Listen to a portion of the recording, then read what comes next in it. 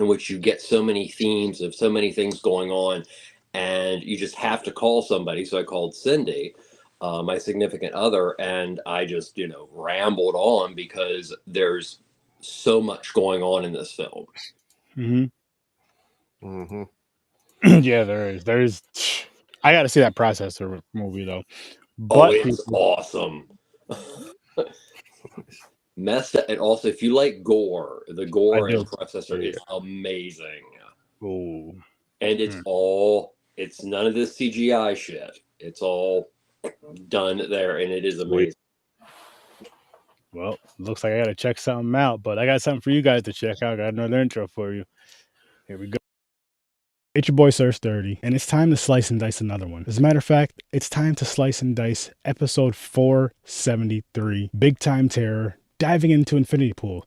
Huge shout out to Heavy D, link down below for the song. Check it out. Listen here though, guys. This is some fun things. This is some fun things right here that I just learned about. David Cronenberg, yes, that David Cronenberg, director of The Fly, his son actually directed this movie, Infinity Pool. His son, Brandon Cronenberg. And what inspired him, and believe it or not, in the dead of night, was bust into a resort surrounded by razor wire, people. Razor wire. At a resort. Who knew you needed that? And then as far as like speaking on Infinity Pool's theme, he was saying it's more about what makes someone a continuous person. And I got that right there from Screen Rant. Talk about some psychological, crazy shit that may or may not have kept us entertained. But you're going to find out right here on Horror with Sir Sturdy. Welcome to the madness. Right, Jamesy? I had to. I had to. I was like, anytime these movies go crazy and it's a co-host or some friends on, and I know they're going to be on that night, I'm throwing their name in the fucking intro when I do the intro. Like with the last one, it was a long time ago. Remember I don't know what movie we were watching, but they said Kyle's name like 75 times in the movie, so I said it about 20 times the intro. Just because he was on. Shout out to you, Kyle. We miss you. Come back. But yeah, so we're here for Infinity Pool, people. But I do want to say something really quick. Don't forget, you can get it in color. You can get it in black and white. I still have not seen this yet. You need to go check it out. And you need to watch the review, my friend. And I finally dropped this review. Yes, I know you've seen it over on the scene times. So come over and watch on Horror Research 30 Night Swim and see what me and Paul discussed on it. And there's going to be more of those to come. Do not worry. And some more of the fun shit coming out. Again, don't worry. But we're here now. And Trevor, welcome to Horror Research 30. I'm Welcome. glad to have you over Thank you so much for having me. It is an honor, Sir Sturdy, and everybody connected with us. Sorry that I didn't get around to doing it sooner, but I'm honored to be on, and thank you very much. I'm honored to have you here. I met him over on the scene times where we're reviewing Godzilla, and just the conversations we have over there, which it's so fun because it's you have me where it's like what would you say, like middle school, Mick would be high school, and then Trevor's just a fucking professor. Like he's not even in college, he's just a professor. No. As I said, a lot of useless knowledge over. No, it's not. It's awesome. It's amazing. It's so cool because you get to share this knowledge with the world of people that are also fans of them or just learning about, like myself. I'm just learning. And anyways, you guys got to check out the conversations over there. And then when I heard that he was in the weird horror movies, I was like, come on, Sturdy Vision. But he was like, Sturdy, I'm too old. I can come on I'm the same way. Too late for me. Yeah. I can come on the early show. I was like, okay, that's fine. But he came for a weird movie. He came for Infinity Pool. Yeah. So yeah, let's dive into this, guys. Let's dive into this. Shit, you know what? Let's dive into the early ratings first. Early ratings, no reason. I'll throw you on the spot first, James. 6. Okay. I'll go next. Yeah. 7. Not you, good sir.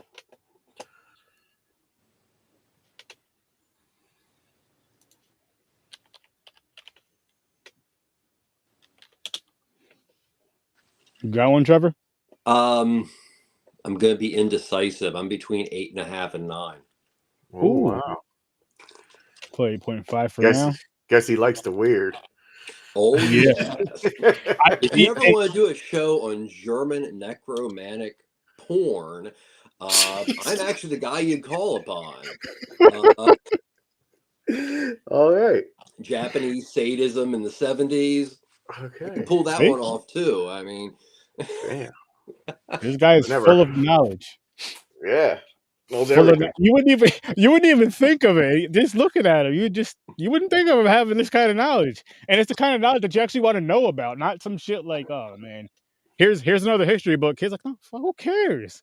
I want to hear about the shit you're just talking about. well, the most important thing, this is very key in the horror community. In the horror community, it wasn't always this way, because I remember one of my best friends, Eric Christopher Myers, who's the director of Butterfly Kisses, early on was connected to things like Bloody News, things like that.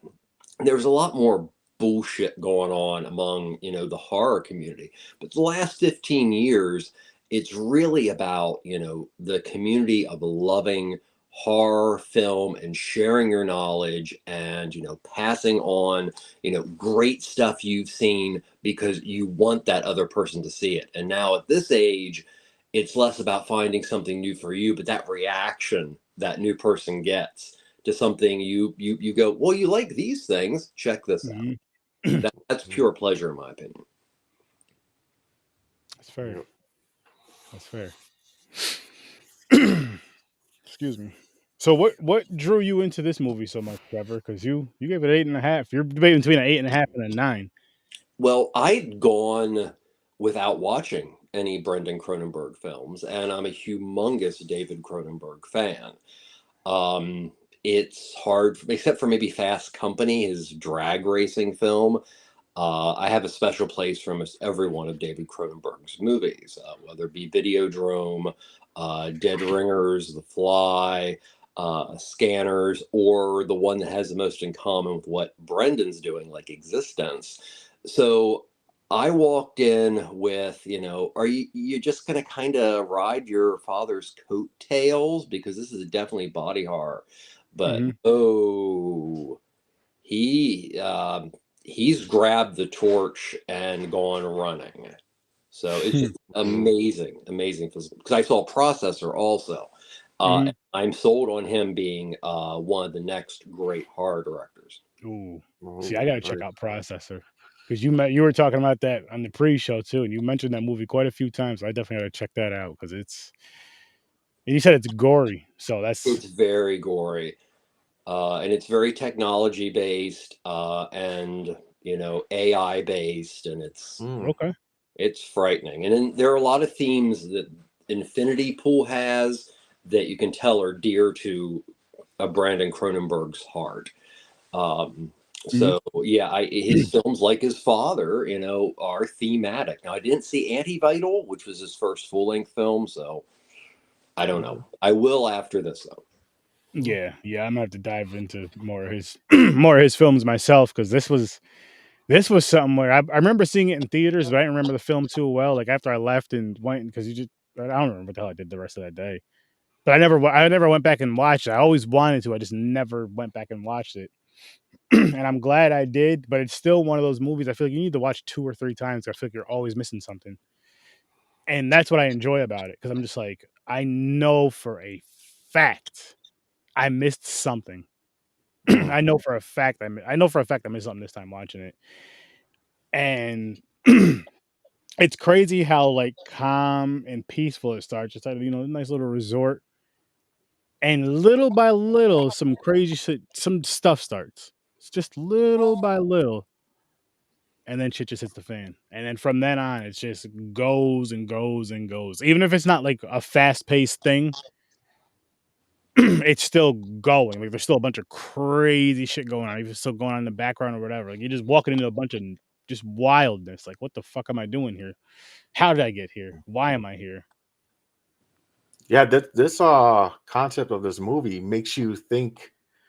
Like I'm sitting here seeing this guy go through these things, and I'm putting myself in his place.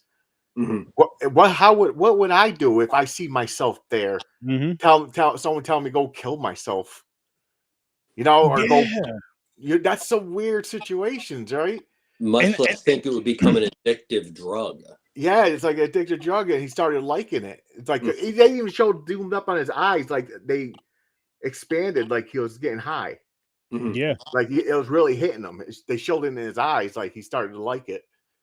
it Mm. was But wild. Like with crazy.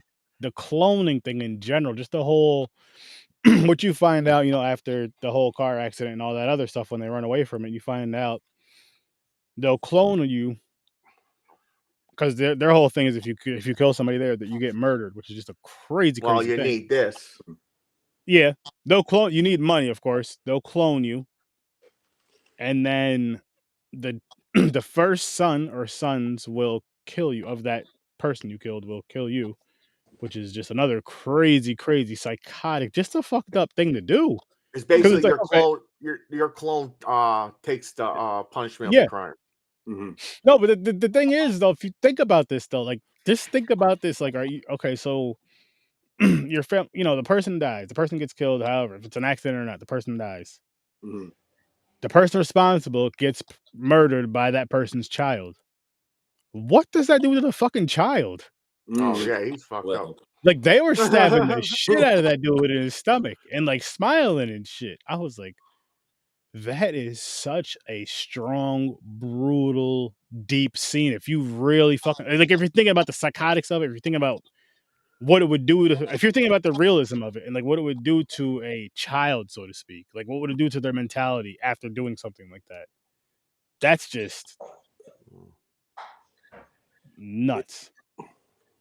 I watching the film, and the first thing that came to mind was Eiley Roth's Hostel films, and that those two films are about a form of hedonistic uh, vacationing. Mhm. So you literally have people in the hostel, they get killed. Most of you out there have seen the Hostel film, so I need to go over it again. But this is Hostel, except from really the thinking man's side, because there's so much moralistic duality.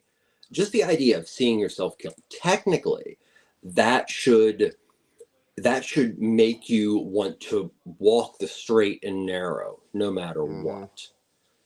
Yeah. But it's quite the opposite. One thing that I did notice, and it's never said, but it's implied. Now, of course, it's implied that you don't leave the resort because these people are vicious. These people are. If you've ever gone on a fucking Carnival cruise and gone on one of their excursions and you don't feel a little sick to your stomach because you feel like you're exploiting people, you might want to take a double chance, because I've gone on them and I felt that way, like I was exploiting somebody by going on vacation. The police chief specifically refers to them not as clones, but as surrogates, which, Mhm. as far as the film goes, is a technology, but you never know anything about the details. Mm-hmm. Do you need another human being to clone into a human being? And, Mm. well, how does that work? Who's doing this? Hmm. And it really comes down to the idea of, money can buy anything. Yeah. Mm-hmm. And it's really frightening. I mean, the movie has a lot of twists in it that are so amazing, in my opinion. But the one that really got me was the idea that this can be addictive, this can be fun. But Mhm. at the same time, part of the fun is losing your identity. Mm. When you've done it so many times, you have to ask the existential question: am I still me? Was Mm-hmm. that me? Um, Mm-hmm. and this is a turn on, which I can go into that later if you want, because Brendan Cronenberg's films are very steeped in kink, fetish, and extreme like hedonism and masochism. So The shit. yeah. I said dig more into these movies, huh? Damn. Some crazy, crazy, crazy, wild shit. Wild shit. Amazing. I have to also bring up, you said wild shit. When I watched this film, two things that hit me. We always talk about directors and their influences, but I really felt this film was almost like a homage, a gift to the wonders of Gaspar Noé, the French extreme director of Irreversible, Enter the Void, Love, so many other ones. And also, there's a very tight connection to what if Stanley Kubrick got a chance to truly make Eyes Wide Shut the way he wanted to. I don't know if you guys felt any of that or not. I don't remember Eyes Wide Shut. I know I've seen. I just don't remember it too well. I remember part of it. It was like similar. It's like the rich. There's like hedonism type shit. Yeah. Extreme kink, extreme sadism, masochism. Would you say kind of similar to Society in a sense? Oh yes, definitely. By all means. That's another movie. Society. Whew. The baseline always comes down to those people who have the money can do whatever they please. And the scary thing is, just the world in general has shown us for centuries that with large amounts of money, and this goes back to Infinity Pool in a particular scene too, humans become more and more animalistic the more they become financially sophisticated. It's true. They think they're gods also. Exactly. Yeah. Well, that's a thing, they figure they're gods. They're watching themselves be killed. They can kill people as they want, and all they have to do is watch themselves get killed again. Which is so crazy. It's like where they even made a game out of it for a while. They're like fighting each other and killing their clones, and they're like, what the? This is just weird. I do have a question. This is the part I'm a little confused about in the beginning. So the writer, the author, he's out with his wife. They're in the resort. He's getting away because I guess he's depressed or something because his books are not selling or some shit. So they suck. So now all those other people where he runs into the girl, oh, I'm a big fan. She was faking it, of course. They're all the rich people. Now, that group right there every year find someone to play with? Or is it they find another person who's supposed to be rich to show them this secret society thing? Because I don't think he didn't seem like he was a rich guy. Like the author. It seems like they got away. His wife was. Oh, his wife was. His wife, her father was a major publisher and also media mogul. So he's riding her coattails. Okay. But honestly, I think they feed more off insecurities as opposed to that. And Skarsgård's character is all about insecurities. Releases like the world's worst book and mooches off his wife for 6 years claiming writer's block. This guy wrote the Blood Lake of all books. This guy wrote the book. This guy wrote the book, The Blood Lake, and they made a movie out of it. Well, I mean, literally in the film, I mean, he ends up running into what is his biggest fan, who adores his book and all this stuff, to the point she gives him a literal and metaphorical hand job, which does his ego a lot. Speaking of that scene, I'm like, who does that? Not the hand job part, but no guy sits there, looks like drooling out, like he's about to puke. He's turning beat right, gagging and everything, like he's about to puke.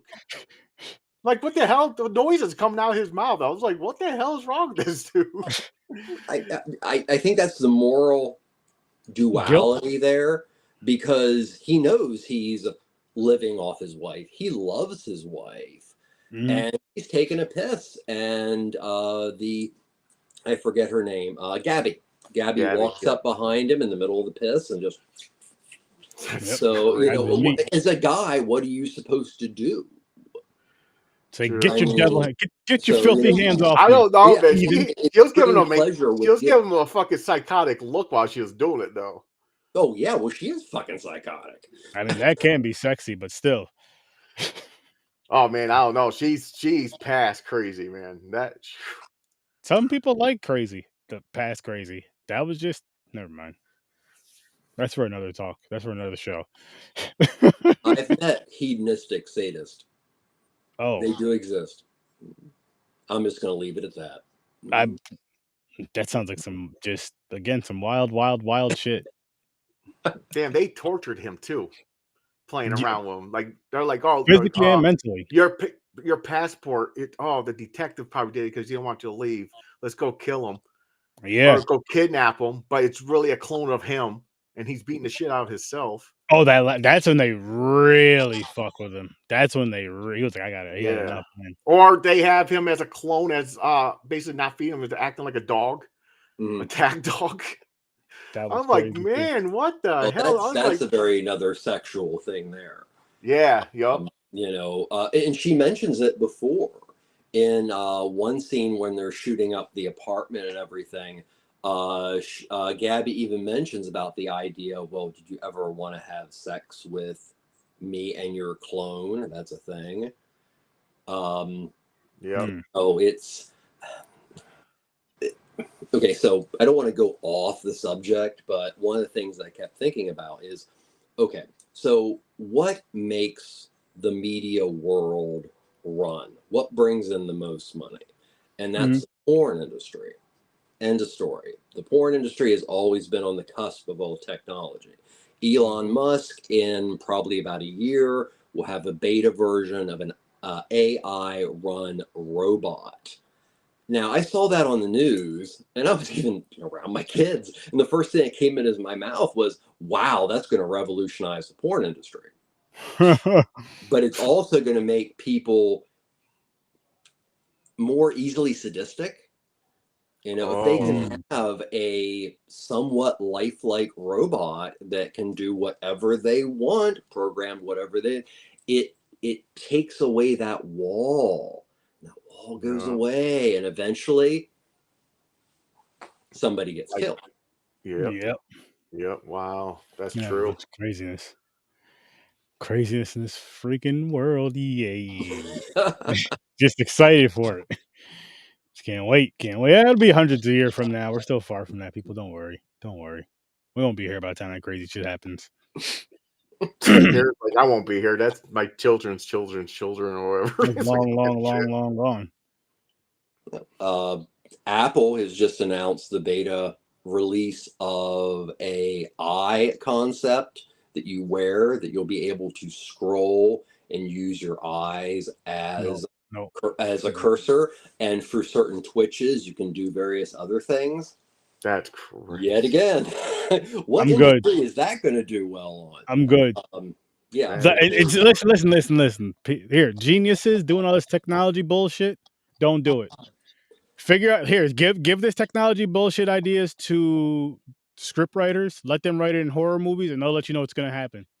Then you'll know not to do it. Also, today's post? Someone posted today that today was the first human microchipped.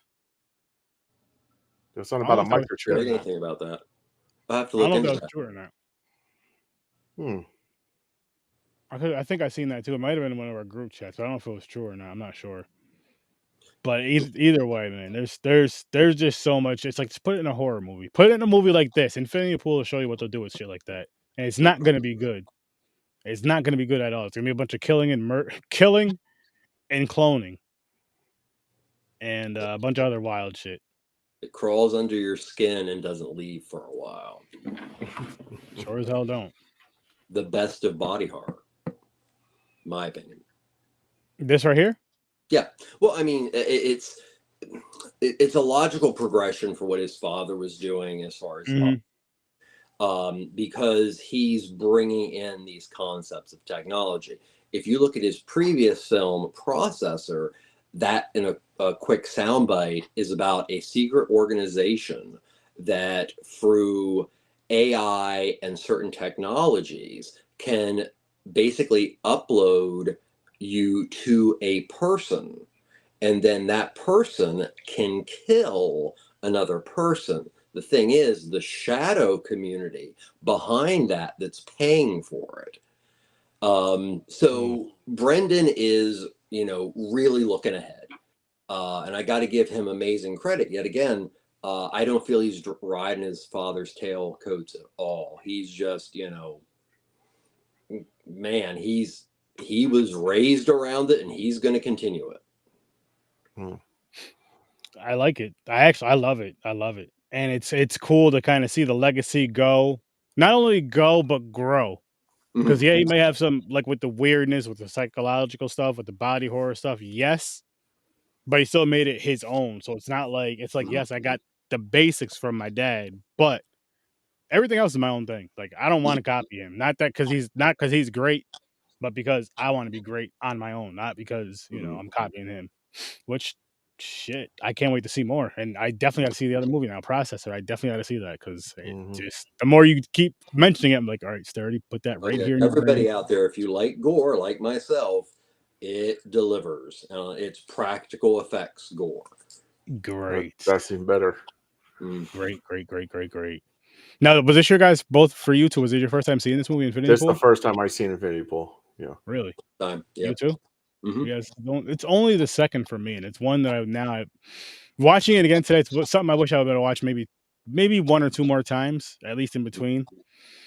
But it's also one of those things where it's like, when the fuck do I have time? Because I watch so many other movies for so many different shows right now, especially. To where it's like, fuck, I would like to watch it again, but I really don't want to. I don't have the time. And the free time I do have, I don't really want to squeeze in a movie. As much as I love watching movies, if I'm not going to the theater with the wife, I'm like, I could watch something else. I can wait. A movie can wait.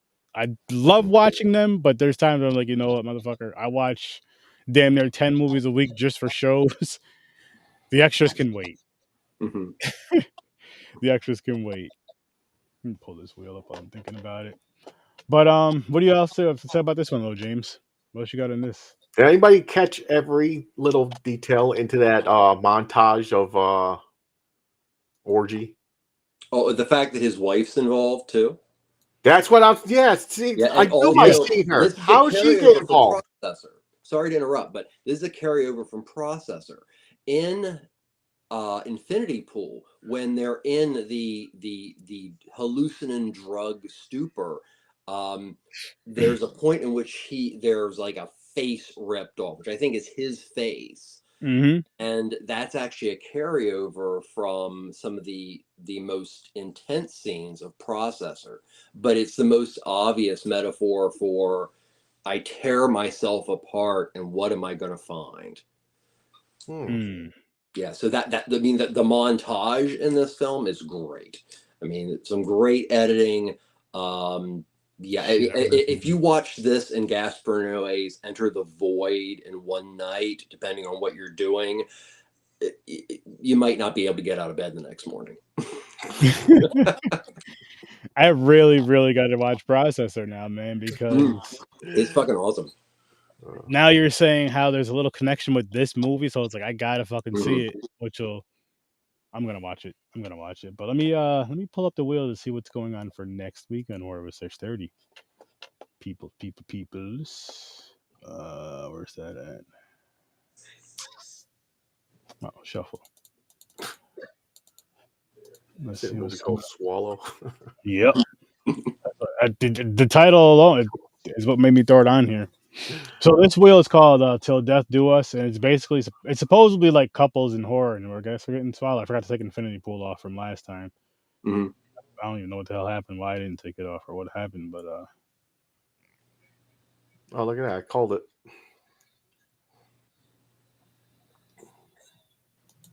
remove that one. Never heard of that movie.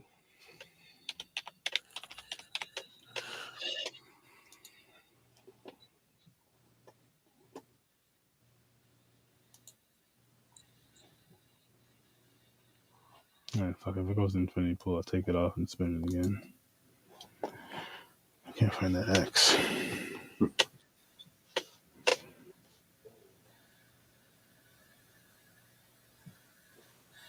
Ready or not? No? Bride of Chucky? Letter of Oh shit, ready or not? It's literally right on the edge. Perfect. That'll be next Thursday. Ready or not. I've never seen either one of those movies. what can I ask what they are? Oh, Ready or Not and Swallow. Swallow's for Tuesday. Ready or Not is for Thursday. Oh, cool. I haven't seen either of those. And Oh wait, after the Swallow is episode, awesome. Yes, I did see Swallow. oh shit. Okay. Oh, it's good. Nice. All right. Uh-oh. He got excited for that. He paused, pointed his pen. He was fucking serious for that. I'm looking forward.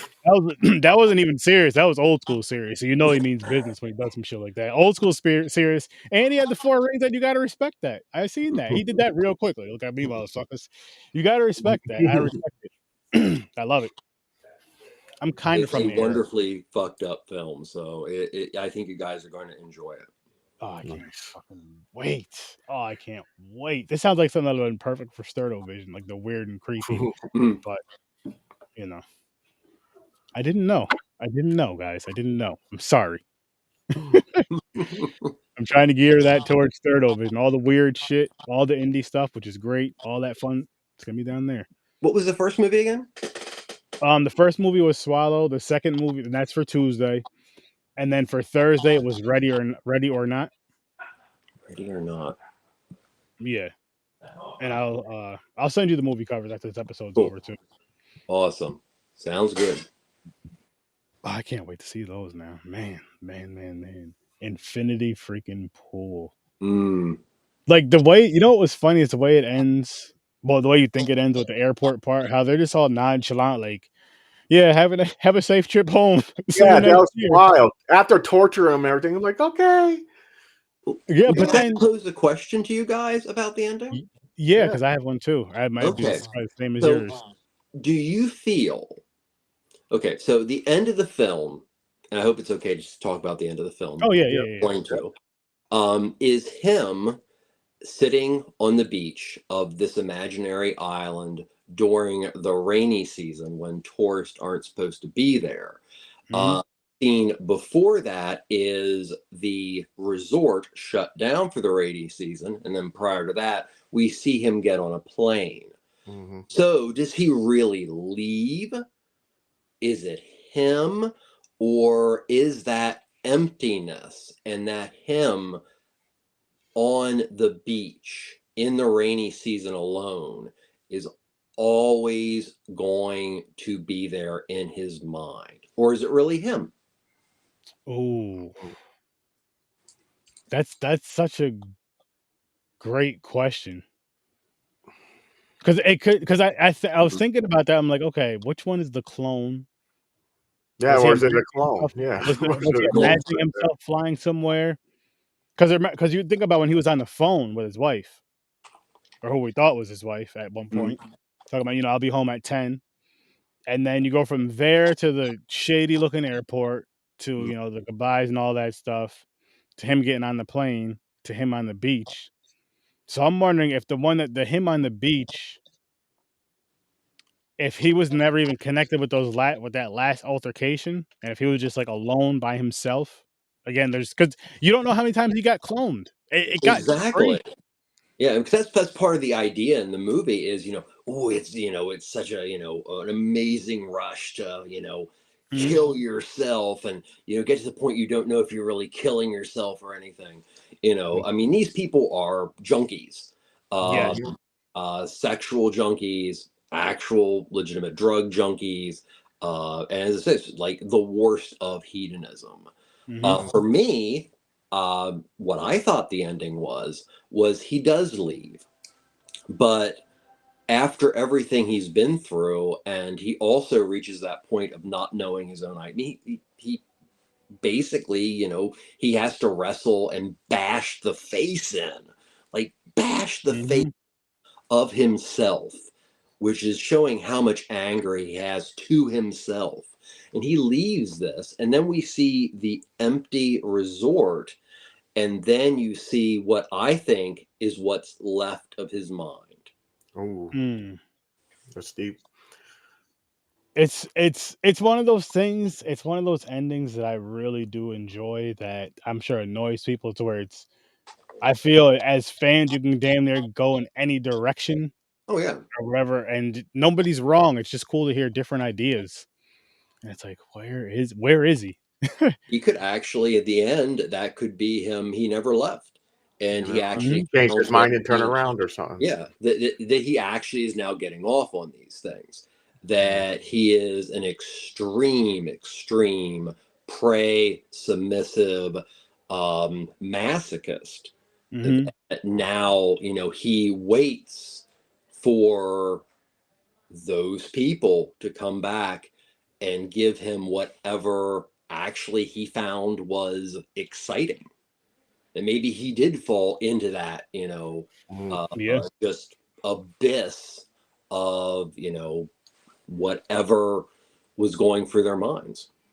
You know what though? You know what makes me think now that I'm really thinking about it again too in this conversation is remember when they were talking about the whole thing about him cloning himself at first and then they'll give the clone his memories? How far back do they go with the memories? Like as many times as they cloned him? You know what I mean? Like do they go back from when he first got to the resort? Do they go because now it makes me think, okay, so say the real him stayed at the island, but maybe his clone went home, but his clone had the memory of him and his wife going there together, her leaving and him forgetting his passport and all that. And so he's going home with that. Now with all the bullshit that happened. Or whatever. Or maybe he knows enough to, so he can get back into the good graces. But as far as the killing and all the other crazy shit, he didn't know about that. And then the real him is just like, you know what?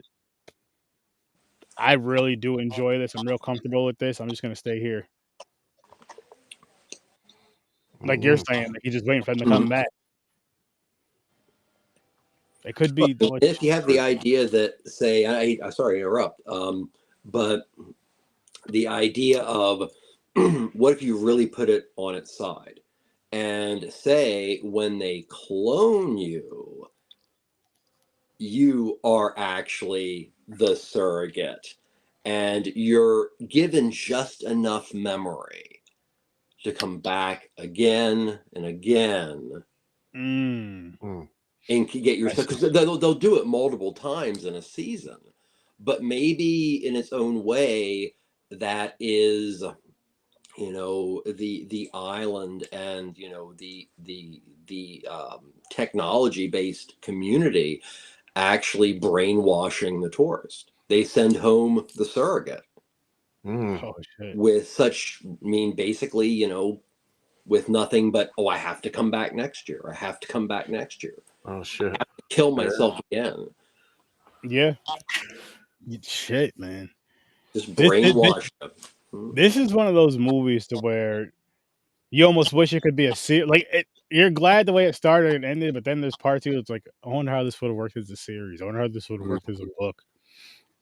Just so you can get so much deeper with it and so much more with it.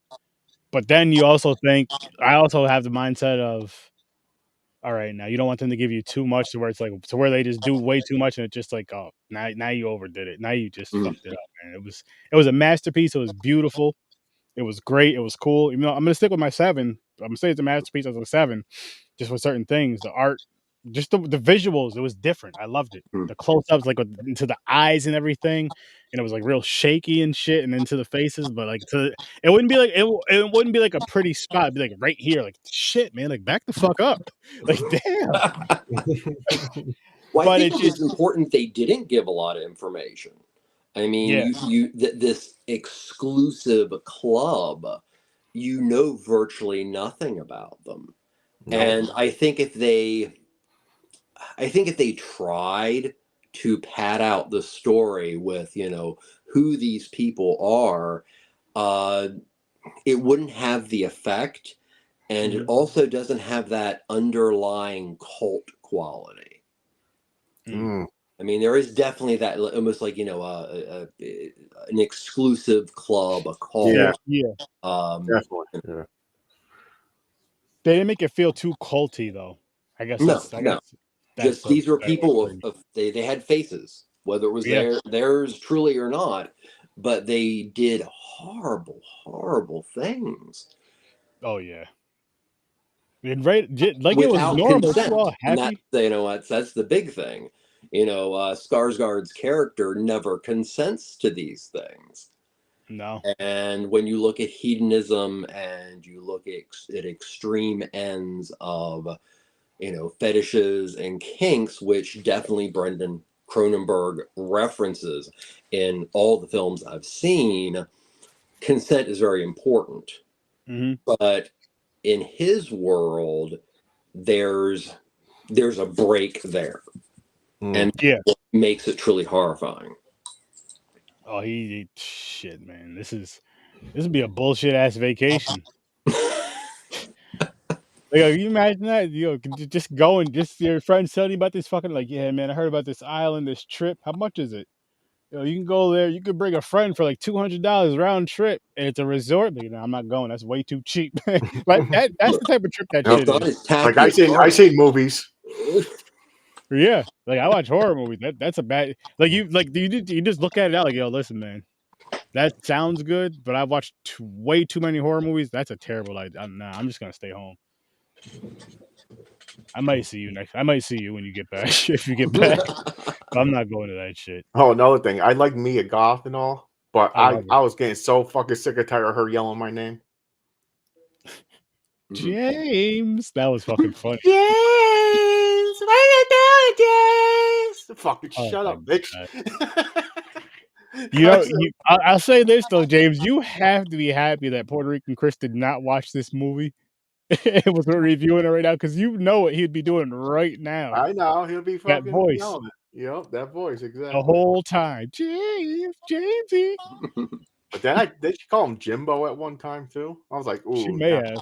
I was like, that scene. Okay, so he gets on a bus and once he finally finds his passport and he thinks he can leave, and this group literally tracks him down and they threaten the lives of other people. He gets off because there's still some element of humanity to him, and they literally, they follow him and do nothing but tear him down. Mm-hmm. And it's the things he's most insecure of, actually reading the worst review of his book. Mm-hmm. And that to me is when it started really kind of making me wonder if Skarsgård's character, James, was actually starting to enjoy it. Was he the extreme bottom to an amazingly large number of tops? Mm-hmm. So, yeah. That's a way to put it. That's a great way. No, that's a great way to put it. It's funny, but it's a great way to put it. Holy shit. He was that you could see he was definitely starting to enjoy it. I feel like with that, now that you mentioned, I feel like with that scene, I do agree with you. I feel like it broke him first, and then he started to enjoy it. Like right after he got broken, he just started to enjoy it. When he bashes his own face in, that's when I think it really kicks, because that shows you how much he truly hates himself. Mm-hmm. And how much the fact that his book went to shit. He's literally living off his wife, who does love him and he loves her, but everybody in the free world knows him as the hack writer that just happens to be married to the media mogul. So all this stuff, and he just I mean, it is obliteration of himself. Oh, it is. He gets off on it. It was so intense. You seen the red on his hands, like you seen the blood on his hands. They were covered. His fist was covered in blood. Very much like, I don't know if you guys have seen Irreversible, but there's a scene involving a fire extinguisher, very much in the same way. And this movie is the only other one I've seen done to that caliber, and that just was like, oh my God, is it ever going to stop? So, wow. Yeah, it got intense. Like with that moment was real intense, and I like how they not only did they show his fist balled up, but they zoomed in on it.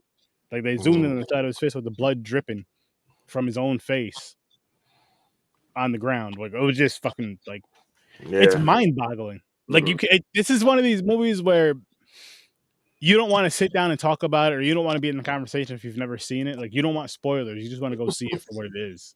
I'm being honest with you. I know this is a spoiler show, but you want to just go see it for what it is, and then have the discussion or listen to the discussions, because this shit is just like our words don't do it justice.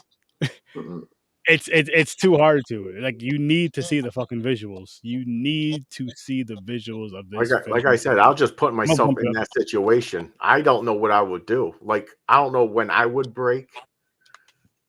I mean, think about it. Break, or when I would just say no, kill myself, or I don't know how I would handle that. Would I snap and just try to take them out like I'm a hero, like a Rambo or something? I don't fucking know.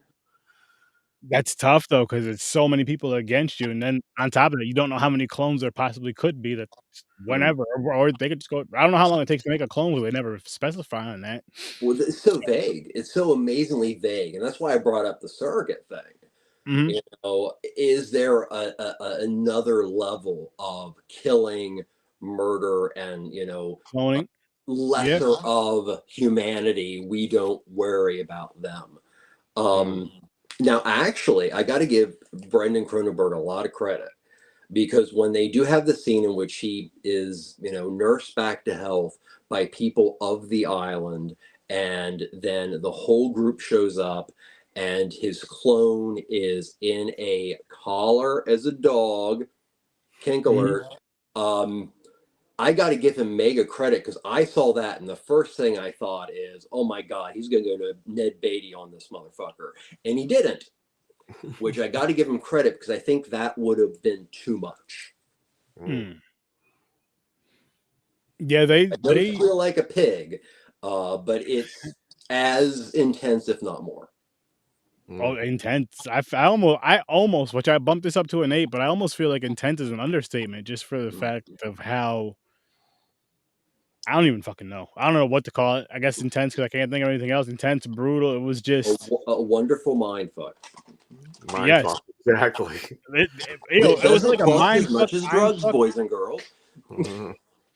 It was woo. It was just like wow, and to go back and because I seen it in theaters at first, and just that all this was shown in theaters, just like wow. And on top of that, I'm fucking happy that they let this beautiful art be shown to the world, not just throwing it to streaming or trying to throw it on Blu-ray, sneak it. No, throw it out there so everybody can see it. That's old enough to see it, because you need to see more art like this. Like people bitch and complain because we don't get to see, or because they show the same horror over and over and over.